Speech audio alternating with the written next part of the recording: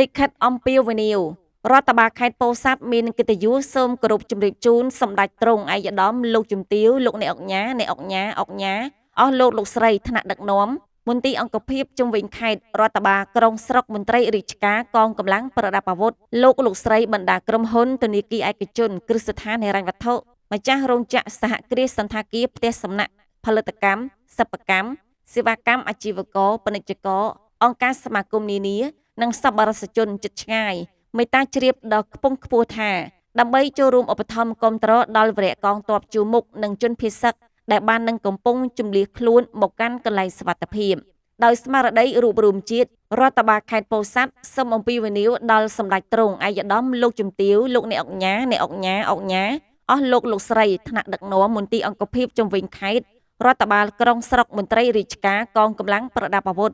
លោកស្រីបណ្ដាក្រុមហ៊ុនធនាគារឯកជនគ្រឹះស្ថានហិរញ្ញវត្ថុម្ចាស់រោងចក្រសហគ្រាសសន្តាគារផ្ទះសំណាក់ផលិតកម្មសិប្បកម្មសេវាកម្មអាជីវករពាណិជ្ជករអង្គការសមាគមនានានិងសប្បុរសជនជិតឆ្ងាយ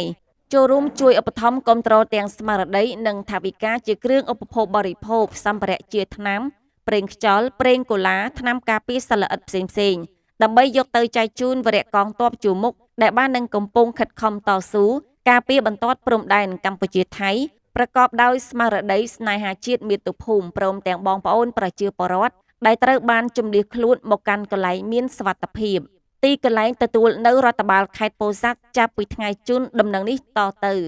រដ្ឋបាលខេត្តពោធិ៍សាត់សូមថ្លែងអំណរគុណយ៉ាងជ្រាលជ្រៅនិងក្តីសង្ឃឹមយ៉ាងកក់ក្ដៅទុកជាមុនចំពោះទឹកចិត្តសប្បុរសធម៌ក្នុងការចូលរួមឧបត្ថម្ភគាំទ្រនិងសូមទេវតាឆ្នាំថ្មីជួយបីបាច់ថែរក្សាសម្ដេចទ្រង់ឯកឧត្តមលោកជំទាវលោកអ្នកអង្គញាអ្នកអង្គញាអង្គញាអស់លោកស្រីទទួលបានជ័យជំនះថ្មីថែមទៀតកុំបីអាក់ខានឡើយគណនីទទួលថវិកា QR Code ACDDA QR Code ABA ឬទំនាក់ទំនងតាមរយៈលេខទូរស័ព្ទ077